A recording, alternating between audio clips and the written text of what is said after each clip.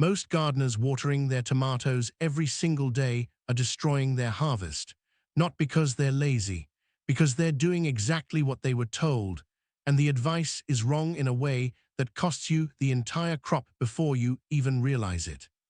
Here is what the science actually shows: that black rot spreading across the bottom of your tomato, not a disease, it is a calcium deficiency, but your soil almost certainly has enough calcium in it. The problem is that daily watering traps roots near the surface, and shallow roots repeatedly break the only mechanism the plant has for delivering calcium to the fruit. You water more, the problem gets worse, and you never connect the two. There is a second thing the research shows, and this one is bigger. Horticultural science describes June as a physiological pivot, the month the tomato plant stops building itself and starts trying to reproduce. Everything it needs from you changes at that moment. The watering, the feeding, the pruning, everything, and almost no gardener adjusts because almost no gardener knows the pivot is happening. 7 mistakes will quietly destroy your June harvest. Most gardeners are making at least 3 of them right now. This video will show you exactly what they are and why stopping them will change what you pull out of your garden this summer. This channel exists because of a single summer when everything failed. Blossom end rot took the first planting, early blight took the second. By August, there was nothing left to show for 5 months of work and no clear answer for why. The soil had been amended, the plants had been watered daily, every recommended practice had been followed, and the harvest was gone anyway. That failure started a research obsession, not gardening content, actual horticultural diagnostics, peer-reviewed work on root architecture, calcium transport, pathogen entry points, heat thresholds for pollen viability, the kind of material that explains not just what to do, but exactly why it works at the biological level. What came out of that research was uncomfortable. Almost every common piece of tomato advice circulating online is either incomplete, mistimed, or flat-out wrong for the June transition specifically. The daily watering advice, the nitrogen feeding schedule, the pruning habits, all of it optimized for spring conditions and quietly destructive once the plant shifts into its reproductive phase. Every mistake in this video came from that research and from making every single one of them first. Your tomato plant in June is not the same plant it was in May. In May it wanted one thing: grow, build roots, build stems, build canopy. Every bit of energy went into constructing the machine, and the inputs that supported that high nitrogen, frequent water, dense foliage were exactly right. Then June hits, and the plant switches. It is done building, now it wants to reproduce. Flowers, fruit, seed. The entire biological priority shifts from vegetative growth to generative production, and everything the plant needs from you shifts with it. The watering schedule that built strong plants in May creates shallow, crisis-prone roots in June. The nitrogen feed that drove that lush green canopy now tells the plant to keep making leaves instead of setting fruit. The dense foliage that was fine in cool spring air becomes a disease trapped the moment June humidity arrives. The plant is sending signals the whole time. Every dropped blossom is a signal. Every yellowing leaf is a signal. Every fruit that rots from the bottom before it ripens is a signal. But if you do not know the pivot happened, if you are still gardening like it is May, those signals look like bad luck, like poor soil, like a problem that needs a new product. It does not need a new product. It needs a gardener who knows what month it actually is, biologically. That is the only difference between a failed June harvest and a heavy one. Before we go any further, there is one piece of advice you need to stop following today. Water your tomatoes every day. It is everywhere, every forum, every comment section, every well-meaning neighbor who has been gardening for 30 years. Daily watering, consistent moisture, never let the soil dry out. It sounds responsible, it sounds like care, and it is silently wrecking your crop. Here is the problem: daily watering never penetrates deep. The moisture sits in the top few centimeters of soil, and roots follow moisture. So your root system stays shallow, clustered at the surface, completely exposed. The moment a real heat spell hits and that top layer dries out in a single afternoon, your plant has nothing left to draw from. no deep reserves, no buffer, just a shallow network sitting in the worst possible position at the worst possible time. That is when blossom end rot explodes. That is when the wilting starts that does not recover overnight. That is when the harvest disappears while you are standing there with a hose doing everything you were told. The fix is not more water. It is deeper water, less often. 2 to 3 times a week, applied slowly at the base, driving moisture down into the subsoil where temperature is stable and roots have a reason to follow. That single change will do more for your June harvest than anything else in this video. Here are the 7 mistakes, not just what they are, but exactly why each one is costing you the harvest. Mistake 1, wrong cultivar, wrong planting depth. Popular varieties like Gardener's Delight are not built for sustained summer heat. They collapse when temperatures climb and stay there. Heat-tolerant cultivars, Heatmaster, Solar Fire, are specifically engineered to keep producing through that thermal pressure. That choice happens before June, but the depth mistake happens at transplanting, and its consequences land directly in June. Tomatoes generate adventitious roots along any buried portion of the stem. Plant deep, up to the first true leaves, or trench the stem horizontally, and you multiply the root surface area dramatically. More root surface means access to deeper, cooler, moisture-stable soil horizons. The plant that was planted shallow is already disadvantaged before June begins. Mistake 2, daily shallow watering. We covered the mechanism. Here is the full consequence. Shallow roots mean an unstable transpiration stream. Calcium is xylem mobile but phloem immobile, meaning the plant cannot redirect it. It moves in one direction only, pulled passively upward through the transpiration stream from root to fruit. When daily watering cycles repeatedly break that stream, calcium delivery to the developing fruit is interrupted. The fruit cells expand faster than the calcium can stabilize their walls. The cell membranes rupture, that is blossom end rot, not a disease, not a soil deficiency, a structural failure caused by irregular water delivery, 2 to 3 deep waterings per week. Applied slowly at the base during early morning hours, eliminates it entirely by maintaining a continuous, unbroken xylem pull. Mistake 3, feeding nitrogen through the generative phase. High nitrogen was correct in spring. The plant needed to build its photosynthetic canopy, its solar panels, but once floral buds initiate in June, nitrogen becomes destructive. Excess nitrogen signals vegetative dominance. The plant keeps elongating stems, keeps throwing out dense leafy suckers, and deprioritizes flower fertilization entirely. The result is a dark green, vigorous-looking plant that sets almost no fruit. Transition in June to a low nitrogen, high phosphorus, high potassium formulation. Phosphorus drives ATP production during cell division in developing flowers. Potassium regulates stomatal activity and acts as the primary osmotic driver for fruit swelling. That is the fuel the plant actually needs now.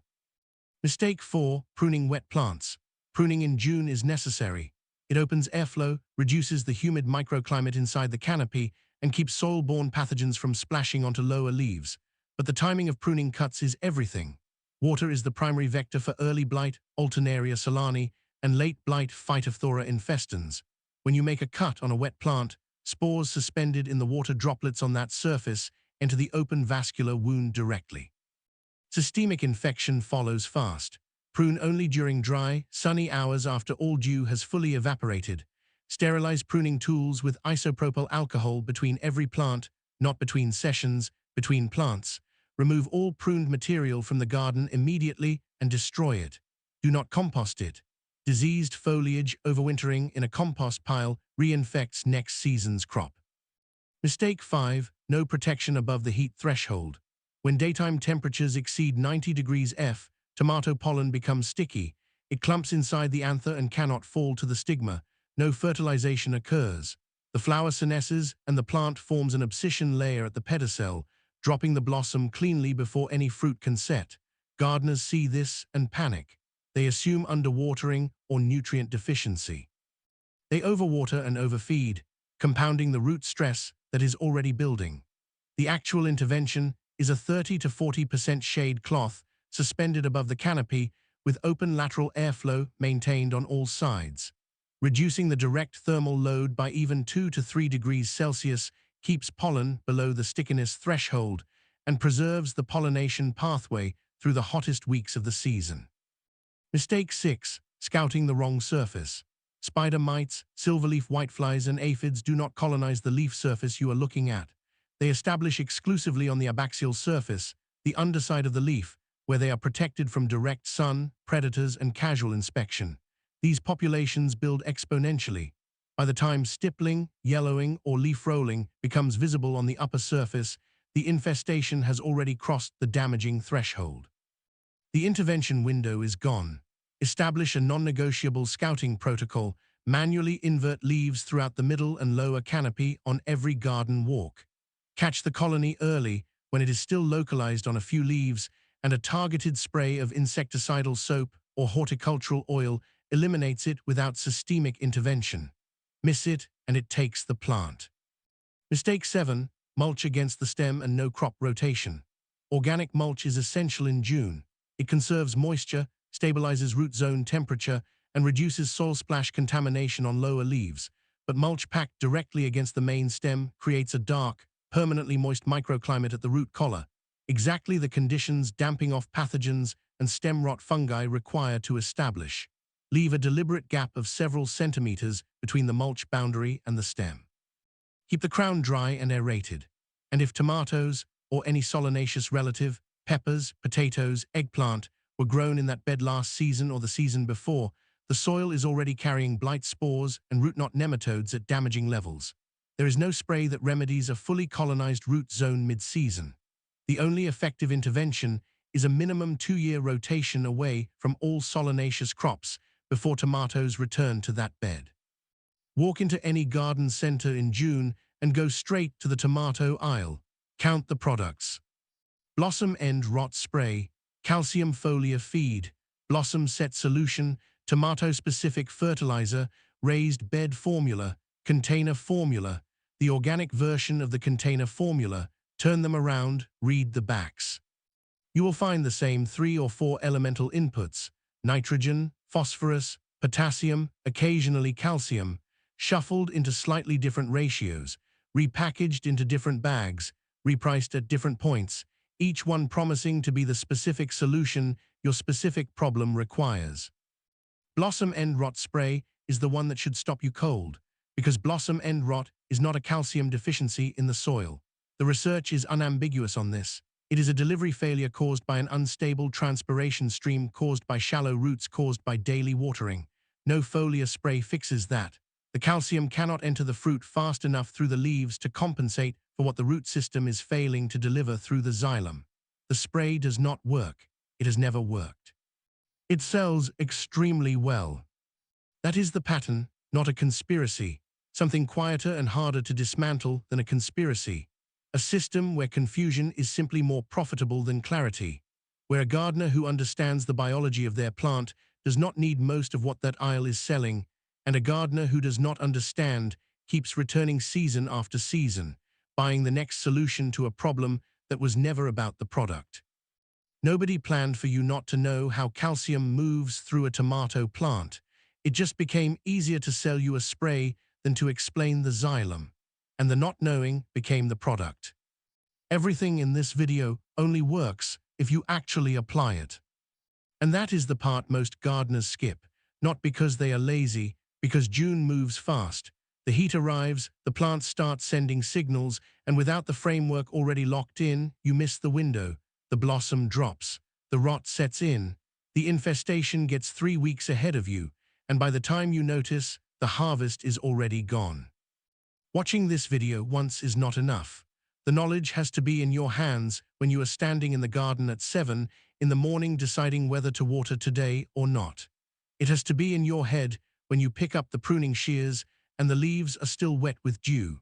It has to be running in the background every time you walk past the bed and something looks slightly off. That is what this channel is built for, not one-off tips. A systematic understanding of what the plant is doing at every stage of the season so that when June pivots, you pivot with it. When the signals come, you can read them.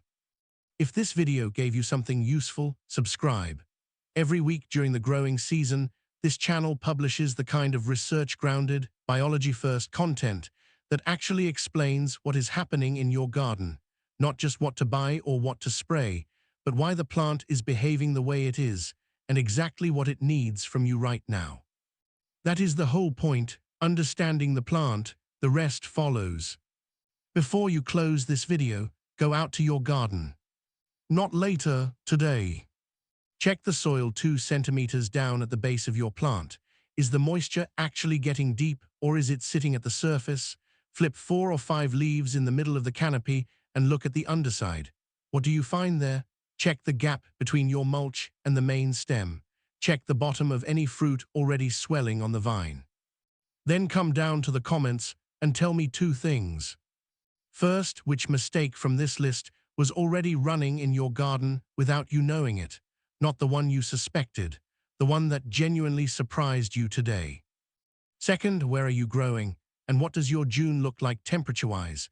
Because blossom end rot in a humid Georgia summer behaves differently than it does in a dry Arizona heat. Shallow root failure in a northern June that stays cool until July is a different problem than the same mistake made in Texas in the first week of the month. The geography matters, the timing matters.